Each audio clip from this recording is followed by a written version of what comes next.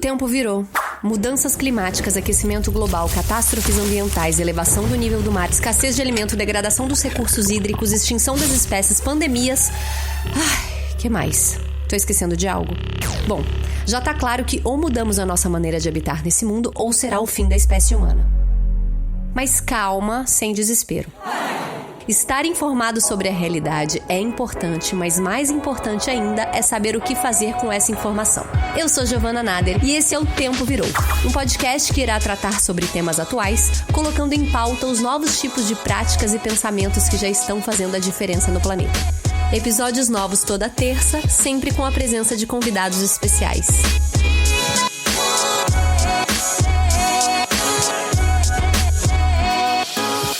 Meu Deus, eu preciso começar a separar meu lixo de casa, mas como é que eu faço isso mesmo, hein? Ih, minha composteira, olha aí, terceira vez que eu tento e deu larva de novo. O que será que eu tô fazendo de errado? Plástico, plástico, plástico. Impossível fugir desse maldito. Quer saber? Sustentabilidade não é pra mim. Se identificou? Então esse episódio é pra você. Aderir a práticas sustentáveis como qualquer outra mudança exige uma fase de adaptação. E aqui é importante a gente ter em mente que duas coisas. Primeiro, cada pessoa tem a sua realidade, o seu processo de desconstrução e, consequentemente, o seu tempo de transformação. E segundo, que falar de sustentabilidade na vida cotidiana, consumo consciente e afins pode até não ser suficiente para salvar o mundo. Mas, independente disso, incentivar hábitos mais sustentáveis e ecológicos envolve uma série de outras questões como sensação de bem-estar, coerência entre discurso e prática, além de expandir a sua consciência ambiental num processo constante. Então, o que eu quero propor aqui é que a gente aproveite esse período de isolamento para aflorar a nossa consciência sustentável, sem cobrança, cada um na sua, e para isso eu convidei hoje a pessoa que, na minha opinião, tem a voz mais doce e a linguagem mais suave para nos convencer de que sustentabilidade pode ser para todo mundo. Aline Matulja é engenheira ambiental, sanitarista e professora da plataforma IAM. Aline, bem-vinda! Olá a todos os ouvintes da Giovana, é um prazer imenso estar aqui com vocês hoje, tô super feliz. Prazer é todo nosso. Aline, e você deve escutar tanto quanto eu que buscar uma vida sustentável é uma coisa linda, mas que, tendo em vista a urgência climática, tem um impacto muito pequeno no planeta, né? Porque o problema é a grande indústria, os governos, etc. De fato, a gente concorda que o modelo de produção é sim o grande problema, mas eu queria começar te perguntando o seguinte: considerando essas nossas limitações enquanto indivíduos, pessoas únicas, por que a decisão de se levar uma vida mais sustentável? Qual é o propósito que nos motiva? Olha, Giovana, na minha vida pessoal e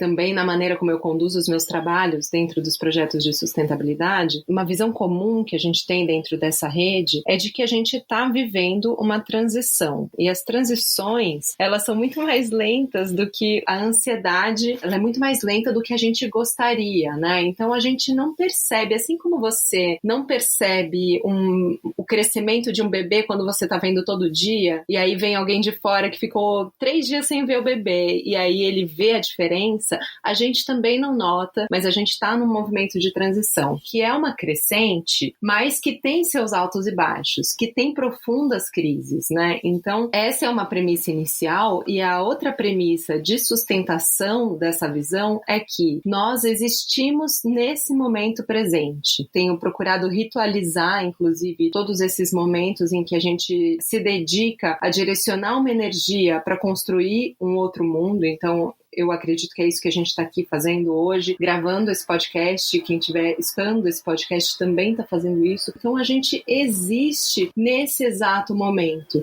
E assim como a gente não tem muita escolha entre um dia eu vou morrer, então eu não vou comer, isso não é muito uma escolha. Então, como a gente existe, uma vez que a gente existe, na minha visão, a gente não tem uma escolha a não ser ter uma vida em harmonia e sintonia com os movimentos da natureza. Nós somos a natureza. Isso é muito importante. Então, a vida mais sustentável, um cotidiano mais sustentável, ele traz, e isso você pode perguntar para quem você quiser, e tenho certeza que você vive muito isso na pele, ele traz uma plenitude que é resposta fisiológica do nosso organismo às ações mais sustentáveis que a gente tem. Quando a gente separa o nosso resíduo, quando a gente faz reciclagem, quando a gente repensa o nosso hábito de consumo e a maneira como a gente quer estar nesse sistema de consumo que a gente criou, a gente abre uma oportunidade para reconexão com a nossa própria função ecossistêmica, né? A gente vive,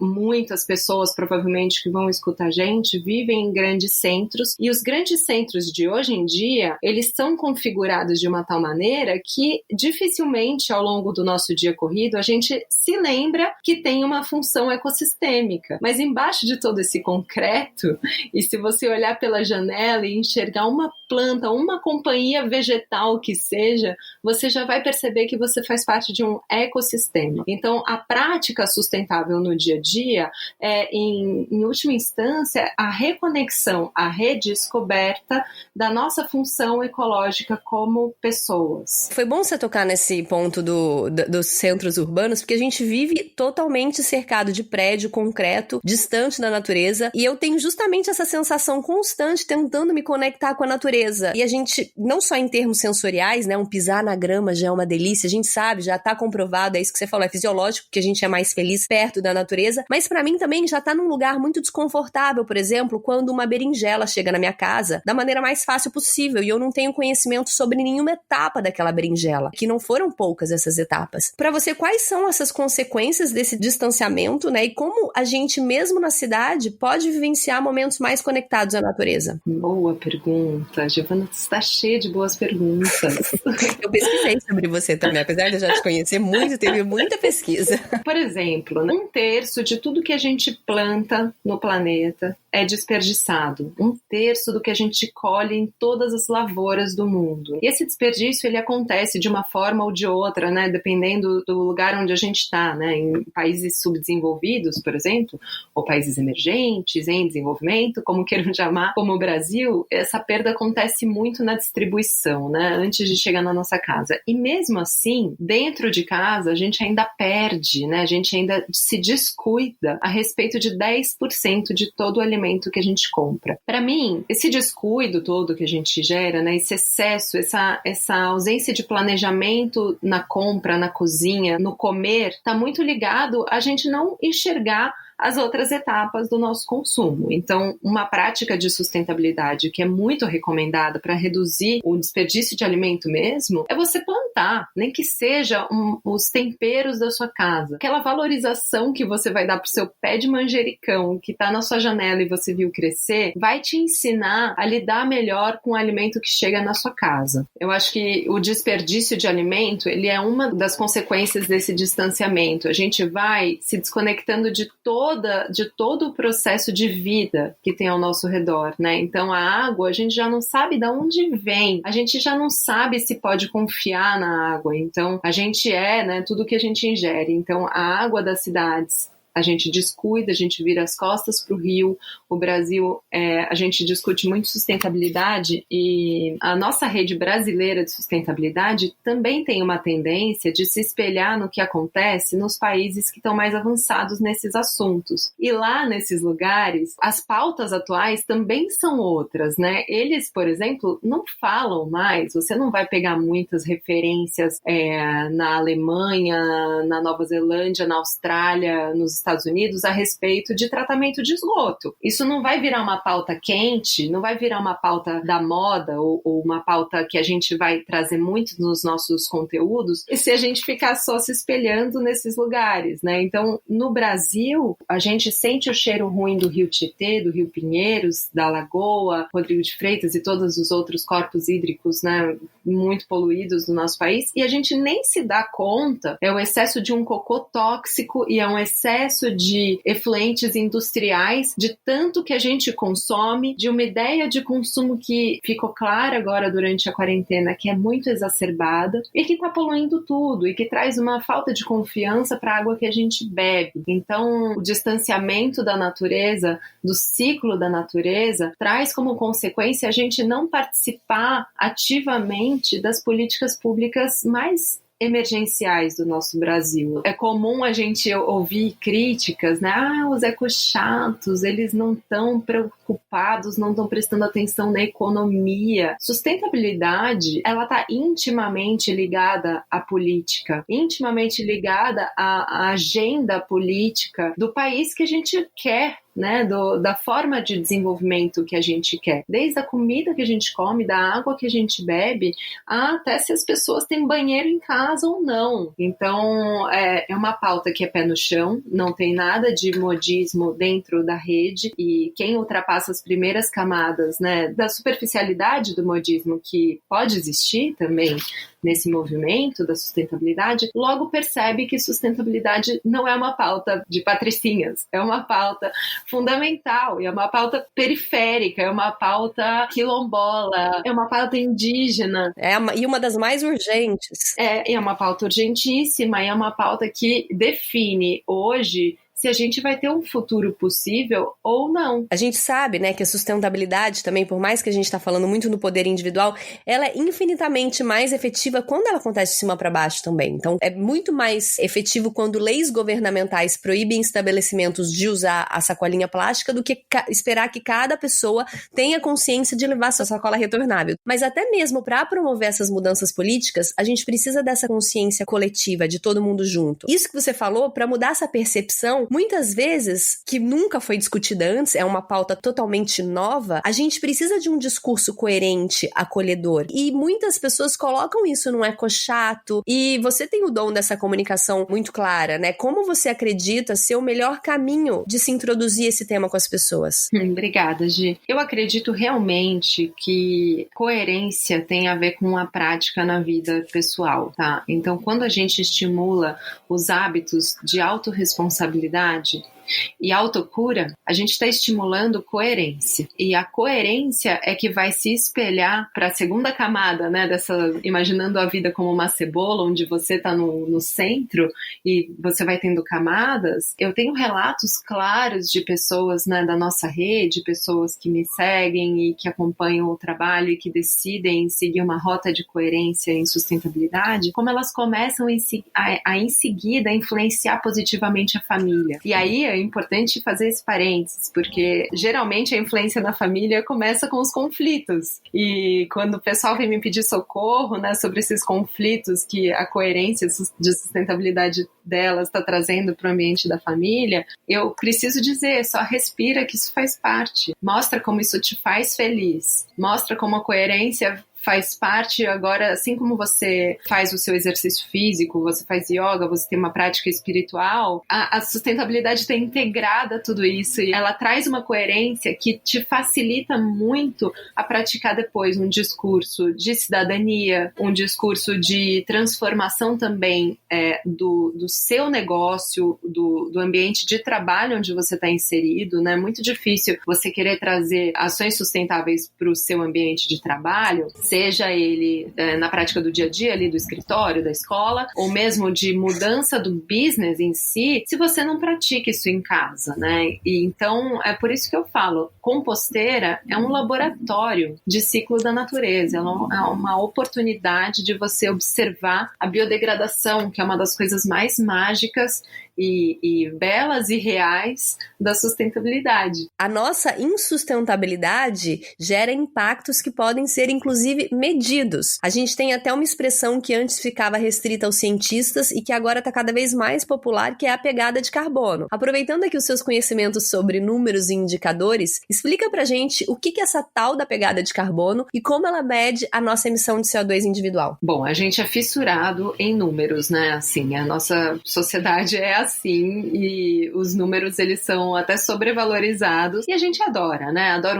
Adora medir, adora acompanhar e eu acho isso muito positivo também quando a gente trata de fazer a transição da sustentabilidade. Então, já fazendo a ressalva anterior, né, de que números, eles são representações da realidade e eles vão sempre representar um lado da moeda, né? É difícil você ter indicadores realmente que abranjam a complexidade. Você tem uma multiplicidade aí de indicadores, e a pegada ecológica é uma delas.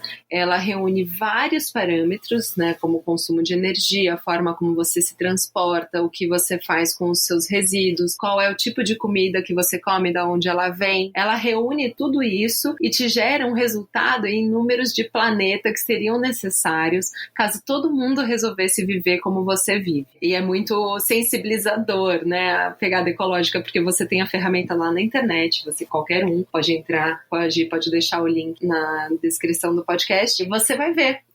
Geralmente, quem tem uma vida razoavelmente sustentável, mais urbana, ainda assim vai estar em 1,5 planeta, vai ter 2 planetas como resultados. Isso demonstra pra gente a importância da gente ter noção de que a gente faz parte de uma coletividade, porque não adianta todos os pequenos esforços se você mora num prédio onde o esgoto continua indo para o rio in natura, né? Não adianta você ter todos os esforços e a frota de transporte coletivo ainda ser movida a um dos piores óleos diesel do mundo, como é no Brasil. Então é isso, é bem pedagógico, é bem sensibilizador. Não se desesperem, tenham isso apenas como um indicador, assim, um velocímetro indicando para onde você ainda pode ir e quem é prioritário você influenciar, desde a sua família ao seu redor até o momento do seu voto nas eleições. Pra mim foi muito assim, quando a sustentabilidade começou a entrar na minha vida, né, você vê o poder de você mudar o coletivo também. Então você vira aquela pessoa que, ei, peraí, no meu prédio não tem reciclagem correta, por que não? Vamos levar isso pra reunião de síndico? Ou no meu trabalho estão usando um copinho plástico, por que será? Vamos conversar? Você vai entendendo como você começa a se engajar e como você também pode mudar o seu entorno. Agora, Aline, se por um lado a pandemia permitiu a redução de CO2, né, como mostram vários estudos, por outro lado, a gente também passou a gerar mais lixo caseiro. Aliás, muitas pessoas estão tendo a real noção da quantidade de lixo que gera só agora. E uma das coisas que a quarentena dificultou foi esse processo de reciclagem. Eu vi que você está super engajada nisso. Eu queria que você falasse um pouco sobre a nossa relação com o lixo nesse período e, sobretudo, com a questão dos catadores. Se tem alguma maneira da gente fazer a nossa parte. Com certeza, Gi. Realmente, né, quando vai todo mundo para casa, a gente tem uma geração de resíduos em casa e aumenta muito aquela ansiedade, aquele desespero de se livrar do lixo, né? E as circunstâncias familiares me trouxeram para um verdadeiro laboratório de comportamento, né? A gente está aqui amparando as pessoas da família que precisam, porque a gente tem bebês novinhos, e a gente reparou que cada um tinha, né? Porque a vida urbana é muito individual, então cada um tinha um hábito de comida, um hábito de consumo, um hábito de geração de resíduos. E aí, de maneira muito leve e sutil, como há muito tempo eu não era obrigada a fazer na minha vida, porque morava só eu e o Felipe, eu precisei ir introduzindo essa maneira de lidar com os resíduos com consciência. Então hoje a gente está numa casa já há mais de um mês, onde pessoas que nunca tinham olhado para isso, agora elas sabem que o plástico laminado daquele cereal que você come, ele não é reciclado nem nas condições normais de temperatura e pressão, assim, ele não é reciclado nem quando a cadeia da reciclagem estava funcionando redonda. Isso contribui para que a pessoa consiga fazer uma escolha melhor. Então, nessa quarentena, em termos muito práticos, o importante é você escolher melhor o que você vai comer, mais do que nunca, evitar as embalagens e, se não for possível, escolher aquelas que são mais recicláveis, que têm uma reciclabilidade melhor. Quando você for guardar o seu resíduo, e a recomendação é essa, você armazenar o máximo que você puder para encontrar um catador quando for possível, e passar para ele um resíduo limpo e não contaminado, né? Então, a recomendação é, se você está numa quarentena longa e sabe que você não está contaminado, porque a quarentena já está tão longa que você já sabe, você guarda o seu resíduo. Em 4 dias, qualquer possibilidade de ter vírus ali já teria terminado, né? Porque o vírus morre em superfícies num variável aí de tempo, mas em 4 dias existe uma segurança maior, e você armazena esse resíduo resíduo limpo, reduz o volume dele, amassa essas embalagens para elas ficarem pequenininhas, começa um pequeno exercício de você já separar por material, porque no Brasil a gente tem muita cultura de separar só o reciclável do não reciclável. Quando você pega, vamos supor, se você tem garrafas PET, já amassa essa garrafa. Você vai ver que o espaço que você precisava para guardar uma, você consegue guardar 4, né? E se você tem um consumo consciente, provavelmente você vai atravessar aí a quarentena com as suas 4 garrafas e vai conseguir guardar. Isso, assim, a gente tá aprendendo na pele, né? Porque sempre que a gente traz nas aulas, sempre que eu trago a importância de higienizar, de lavar, de tirar o excesso de alimento e de bebida, e existe sempre uma polêmica de, mas eu já vi que não precisa. E aí, assim, qual é a resposta dessa pergunta? A gente lava os resíduos e lava com água de reuso, né, gente? Lava de forma consciente.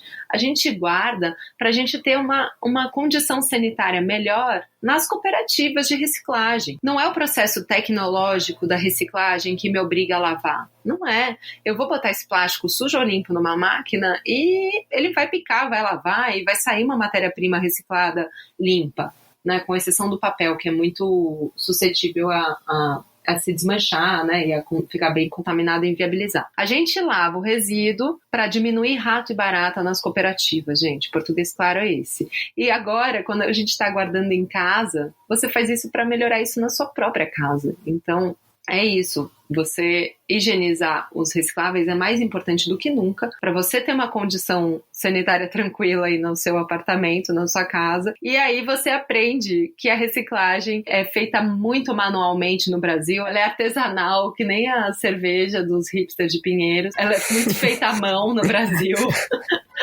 Então, gente, é isso, tá? No Brasil, a gente ainda tem algumas práticas de país subdesenvolvido que, infelizmente, a gente tem que cair na real e não vai ser igual. De repente, na Suíça, eles não lavam, sabe? Mas aqui a gente lava, porque lá é um processo mecanizado, que é o processo manual. É uma questão de respeito também, né, com esses catadores. É, com certeza, uma questão humana. E aí também vem uma prática de sustentabilidade que o Covid-19 levantou, que é com quem a gente tem feito parcerias, né? Qual é, dentro desse ecossistema social que a gente vive, quais são as nossas, igual as plantas, tem as plantas irmãs que crescem junto, você cresce junto com quem, né? Então, o grande convite desse momento é lembrar que os catadores do Brasil, que são uma população que não tem muitos recursos financeiros, né, para não dizer assim o termo que é mais conhecido, são pessoas em extrema vulnerabilidade social, porque muitas vezes não tem uma casa boa para morar, não mora num lugar seguro, não tem trabalho fixo, não tem nenhum benefício social. Será que a gente não pode emparcerar com eles e, através do próprio aplicativo do Cataqui, por exemplo, você fazer uma ligação para o catador, perguntar se ele está bem, perguntar se ele precisa de alguma coisa e muitas vezes fazer até uma ajuda direta, ou então pegar uma das vaquinhas, que tem várias acontecendo. A gente fez uma arrecadação belíssima pelo Benfeitoria emergencial para os catadores do Rio de Janeiro, foi um sucesso. O Mundano está fazendo ainda, então quem ainda não contribuiu com os catadores pode entrar ou no perfil do Mundano, ou do Cataqui, ou da ANCAT. E uma outra coisa que é muito tranquila de fazer e que traz uma noção de cooperação no ambiente urbano quando você precisar sair para fazer compra, leva umas duplinhas de garrafa, né? Se você entrar lá no perfil do Mundano, você vai ver. Uma garrafinha de água assim mesmo, dessas garrafinhas PET, com água e sabão diluído, e uma outra garrafinha só com água. Você amarra as duas juntas e coloca isso em pontos da cidade. Isso vira uma forma das pessoas que não tenham de se higienizar, se higienizem. Então aí você está ajudando catadores, moradores de rua, crianças que moram na rua, gente. Assim, a gente está trancado em casa, mas a gente precisa olhar pela janela, né? E saber que tem gente vivendo uma condição que requer a nossa parceria mesmo, a nossa companhia.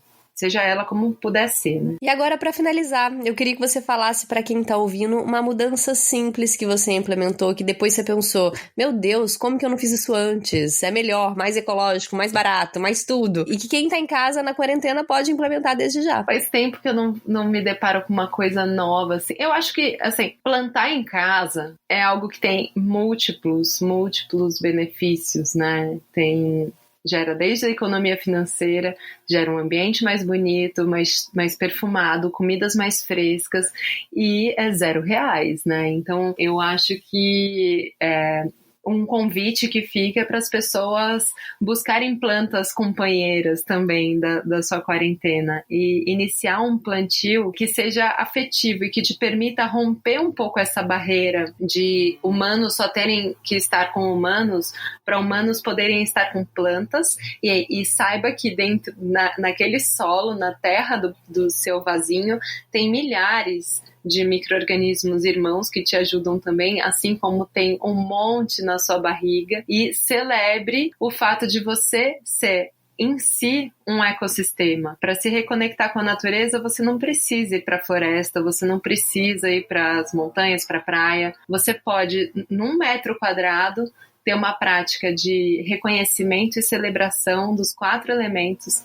que estão em você. Terra é o seu corpo, água é o seu sangue, ar é o seu sopro, sua fala, e fogo é o seu espírito, sua essência. Ai, maravilhoso. Que lindo acabar com essa frase. Aline, obrigada, viu? Obrigada a vocês. Pelo papo, conteúdo também que você disponibiliza nas redes aí. Pra quem ainda não segue a Aline nas redes, sigam já. E não deixem de assistir as novelas dubladas, né? Rutinha e Raquel Sustentáveis, Mulheres de Areia, vem aí toda reformulada. E aquilo é o máximo, viu? Parabéns. E também tem o seu curso da Ian online, o curso online Sustentabilidade Profunda na Prática. Eu fiz, aprendi muito. É um ótimo curso online para quem tá procurando fazer aí nesse período que tá em casa. Obrigada, viu? Obrigada a vocês, é um grande convite. O curso tá com 40% de desconto. Essa é uma ação que a gente fez em conjunto com o Ian para que o curso seja mais acessível para as pessoas. Ele é parcelável em muitas vezes, então é uma boa oportunidade de você ritualizar a sua transição para a sustentabilidade nesse momento, por meio desse conteúdo que está estruturado. É engraçado que a gente criou isso, né, o ano passado,